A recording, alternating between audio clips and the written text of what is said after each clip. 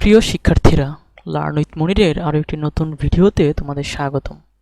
আমি আজকে আলোচনা করব অষ্টম শ্রেণীর ডিজিটাল প্রযুক্তি বইটির শিখন অভিজ্ঞতা ৩ নাগরিক সেবা ও ই কমার্সের সুযোগ গ্রহণ করি এর সেশন ২ ই কমার্সের শ্রেণীবিন্যাস সম্বন্ধে।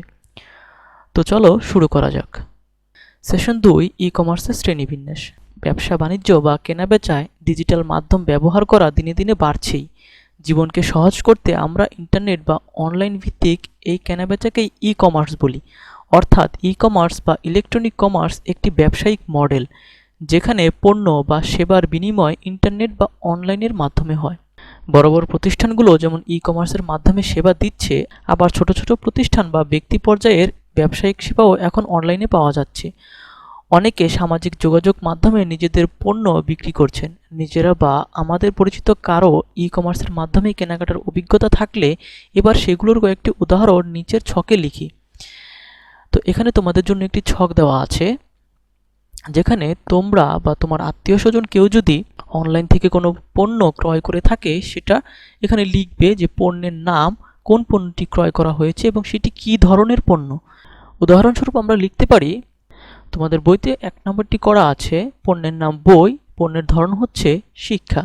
তারপর আমরা লিখতে পারি ক্যালকুলেটর, পণ্যের নাম ক্যালকুলেটর এবং পণ্যের ধরন হচ্ছে শিক্ষা।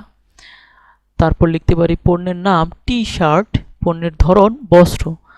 তোমরা এখানে অন্য যে কোনো পোশাকের নাম লিখতে পারো। তারপর পণ্যের নাম ঘড়ি, পণ্যের ধরন হচ্ছে ইলেকট্রনিক্স। তারপর পণ্যের নাম পিৎজা। ঢাকা শহরে বা বিভিন্ন শহরে দেখা যায় খাদ্যদ্রব্য অনলাইনে ডেলিভারি পাওয়া যায়, সো সেই ক্ষেত্রে আমরা পণ্যের নাম পিৎজাও লিখতে পারি। তারপর পণ্যের নাম পুতুল, পণ্যের ধরন হচ্ছে খেলনা। তো এখানে উদাহরণস্বরূপ আমি মাত্র কয়েকটি লিখেছি। তোমাদের যদি আরও কেনাকাটার অভিজ্ঞতা থাকে বা তোমার আত্মীয় স্বজন কেনাকাটা করে থাকে, সেগুলো তোমরা নিচে নিচে লিখতে পারো। তারপর উপরের তালিকা যেসব পণ্যগুলো ডিজিটাল মাধ্যম ব্যবহার করে কেনা হলো, তার সবই ব্যবসায়ীর কাছ থেকে কিনেছি। এভাবেই কেনাকাটা হলো ই কমার্সের একটা ধরন, ব্যবসায়ী থেকে ভোক্তা।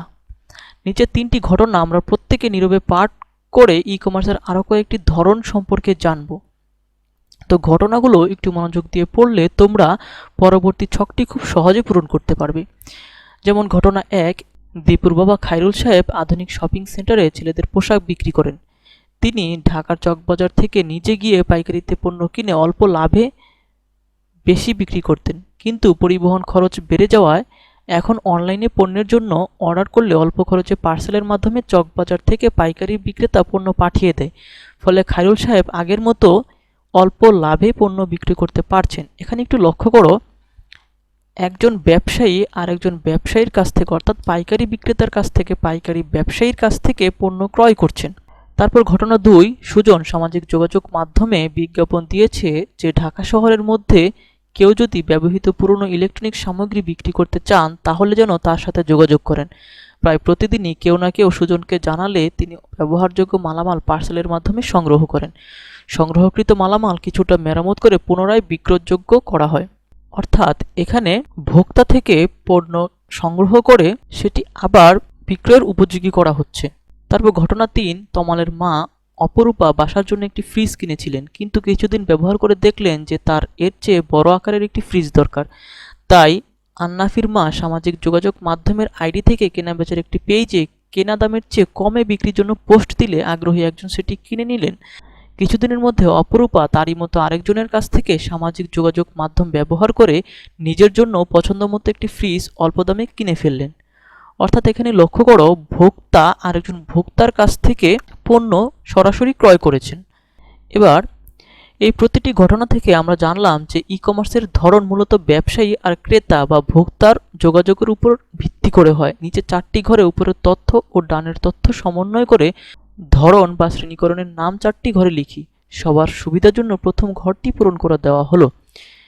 এখানে এই ছকটি তোমাদের জন্য দেওয়া আছে, যেটি তোমাদের পূরণ করতে হবে। তো এখানে দেওয়া আছে ব্যবসায়ী, ভোক্তা, ব্যবসায়ী, এই ঘরগুলো তোমার এখন পূরণ করতে হবে। তো এখানে প্রথমটি দেওয়া আছে যে ভোক্তা, ব্যবসায়ী থেকে ভোক্তা। এখন এই 3টি ঘর চলো কিভাবে পূরণ করবে সেটি দেখে আসি।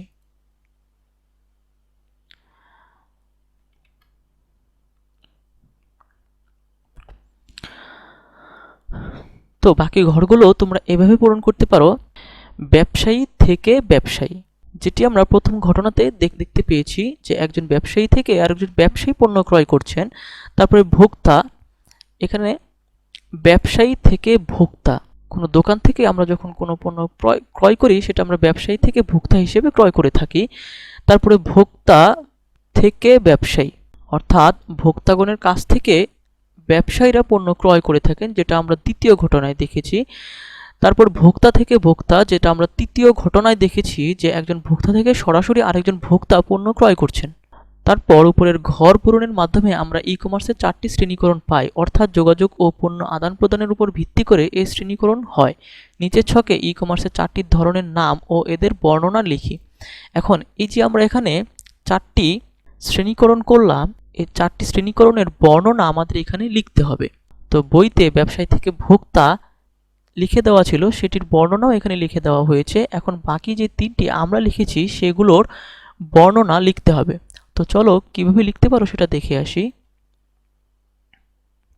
তো আমরা 1 নম্বর লিখেছিলাম ব্যবসায়ী থেকে ব্যবসায়ী পাইকারি ব্যবসায়ীর কাছ থেকে পণ্য ক্রয় করে ভোক্তার কাছে বিক্রি করে। 2 নম্বর বইতে এটি করে দেওয়া আছে, তো এটি আর আমরা পড়লাম না।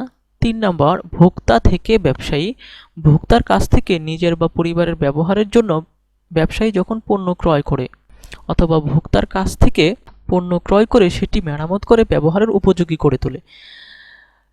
4 নম্বর ভোক্তা থেকে ভোক্তা, একজন ভোক্তার কাছ থেকে আরেকজন ভোক্তা যখন পণ্য ক্রয় করে, যেটা আমরা 3 নম্বর ঘটনায় দেখতে পেয়েছিলাম। ক্রেতার চাহিদার উপর ভিত্তি করে ই কমার্সের উদ্যোগ গ্রহণ করা হয়। চাহিদা বিবেচনা না করে ইচ্ছামতো ই কমার্সের উদ্যোগ নিলে সফল হওয়া যায় না, এজন্য দরকার চাহিদা নিরূপণ ও পরিকল্পনা।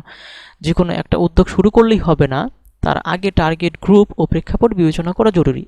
আমাদের আগামী সেশনে নাগরিক বা ই কমার্সের উদ্যোগ গ্রহণের আগে চাহিদা নিরূপণ ও শর্তাবলী যাচাইয়ের জন্য কিছু কাজ করব। তো এই ছিল আমাদের আজকের সেশনের কাজসমূহ। পরবর্তী সেশনটি দেখার জন্য আমন্ত্রণ জানাচ্ছি। যারা এখন আমার চ্যানেলটি সাবস্ক্রাইব করোনি, খুব দ্রুত সাবস্ক্রাইব করে নাও। ভিডিওটি শেষ পর্যন্ত দেখার জন্য ধন্যবাদ।